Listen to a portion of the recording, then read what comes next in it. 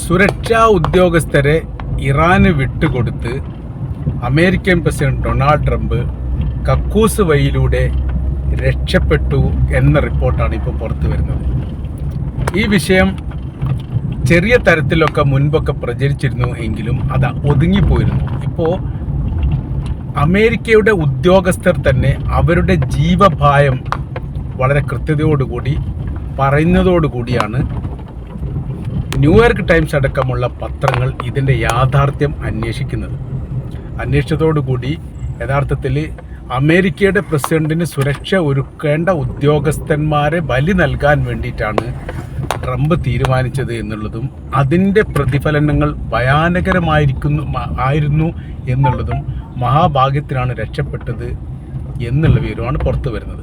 സംഭവം നടക്കുന്നത് തുർക്കിയിലാണ്. നാറ്റോ ഉച്ചകോടിയുമായി ബന്ധപ്പെട്ട് കഴിഞ്ഞ മാസം 7-ാം തീയതിയും 8-ാം തീയതിയും അമേരിക്കയുടെ പ്രസിഡന്റ് അടക്കമുള്ള രാഷ്ട്ര നേതാക്കന്മാർ തുർക്കിയിലെ ഇസ്താംബുളിൽ എത്തിയിരുന്നു. 7-ാം തീയതി ഫസ്റ്റ് സെഷൻ കഴിഞ്ഞു. 8-ാം തീയതി സെഷൻ കഴിഞ്ഞ് മടങ്ങുന്നതിനോടനുബന്ധിച്ചാണ് പ്രശ്നങ്ങൾ ഉടലെടുക്കുന്നത്. അദ്ദേഹം എത്തിയത് ഖത്തറിൻ്റെ ഖത്തർ ട്രംപിന് നൽകിയിരിക്കുന്ന ബോയിങ് വിമാനത്തിലാണ് അദ്ദേഹം എത്തുന്നത്.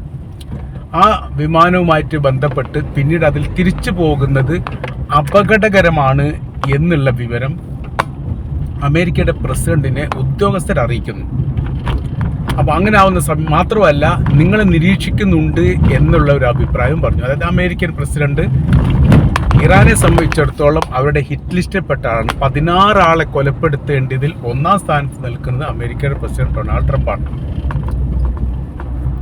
അപ്പോൾ ഈ ഇറാനിൽ നിന്ന് തുർക്കിയിലേക്ക് ഏകദേശം 2000 കിലോമീറ്ററിൻ്റെ അടുത്താണ് ആകാശ ദൂരം കണക്കാക്കുന്നത്. 1700 അങ്ങനെയാണ് അതിൻ്റെ ദൂരം കണക്കാക്കുന്നത്. അപ്പോൾ ഇറാനുള്ള വിഷയം എന്ന് പറഞ്ഞാൽ അവരുടെ മിസൈൽ സംവിധാനം വളരെ കൃത്യതയോടുകൂടി ലക്ഷ്യത്തിലെത്തിക്കാൻ പാകത്തിലുള്ള സംവിധാനം അവരുടെ കൈവശത്തിലുണ്ട്. അപ്പോൾ അങ്ങനെ നോക്കുന്ന സമയത്ത് വളരെ എളുപ്പം തന്നെ എന്ത് ചെയ്യാൻ വേണ്ടി പറ്റും? ഈ അമേരിക്കയുടെ പ്രസിഡന്റിനെ ആക്രമിക്കാൻ വേണ്ടി പറ്റും.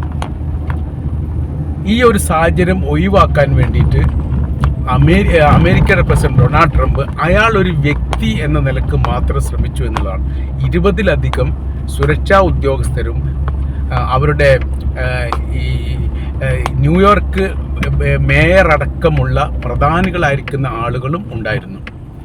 സുരക്ഷാ ഉപദേഷ്ടാക്കൾ ഉണ്ടായിരുന്നു, ഉദ്യോഗസ്ഥരുണ്ടായിരുന്നു, സുരക്ഷാ കമാൻഡർമാരുണ്ടായിരുന്നു. അങ്ങനെ 20-ലധികം 30 വരെ എന്നൊക്കെ പറയുന്നുണ്ട്.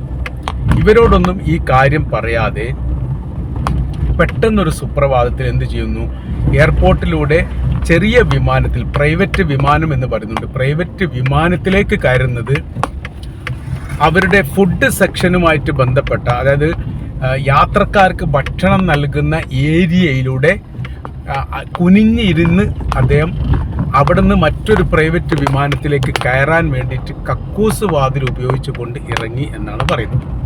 അപ്പോൾ ട്രംപ് മാത്രമാണ് ഉണ്ടായിരുന്നത്. അപ്പോൾ ട്രംപിൻ്റെ ഒരു കള്ളനെ പോലെ കുനിഞ്ഞുകൊണ്ട് അയാൾക്ക് തന്നെ രക്ഷപ്പെടാനുള്ള അവസരങ്ങളും സാഹചര്യങ്ങളും ഒരുക്കുന്നു എന്ന തരത്തിലാണ് അതിനെക്കുറിച്ചൊക്കെ വിവരങ്ങൾ പറയുന്നത്. അങ്ങനെ നേരെ എവിടെത്തുന്നു? നേരെ ബ്രിട്ടനിലേക്കാണ് പോകുന്നത്. ബ്രിട്ടനിൽ എത്തിയതോട് കൂടിയിട്ട് തന്നെ തൊട്ടടുത്ത ഇയാൾ കയറേണ്ട വിമാനം അതും ബ്രിട്ടനിലെത്തുന്നു, കുറഞ്ഞ ഒരു സമയത്തിൻ്റെ പരിധി വ്യത്യാസത്തിന്. ട്രംപ് എന്ത് ചെയ്യുന്നു? ഈ ചെറിയ വിമാനത്തിൽ നിന്ന് വലിയ വിമാനത്തിലേക്ക് കയറുകയും അതിൽ നിന്ന് ഇറങ്ങുന്നതായിട്ട് അഭിനയിക്കുകയും ചെയ്തു. അപ്പോൾ ചാനലുകാരും ബന്ധപ്പെട്ടവരും കൂടിയിരിക്കുന്നു. ഈ വിമാനത്തിൽ, അമേരിക്കൻ വിമാനത്തിൽ ഇറങ്ങുന്നു എന്നുള്ള രീതിയിലുള്ള റിപ്പോർട്ടുകളൊക്കെ വരുന്നു. അപ്പോൾ പിന്നീട് അവിടെ വിഷയങ്ങൾ വരുന്നത് അതിലുള്ള ഉദ്യോഗസ്ഥന്മാർ ട്രംപിനെ ഈ വിമാനത്തിൽ കണ്ടിട്ടില്ല എന്നുള്ളതാണ്.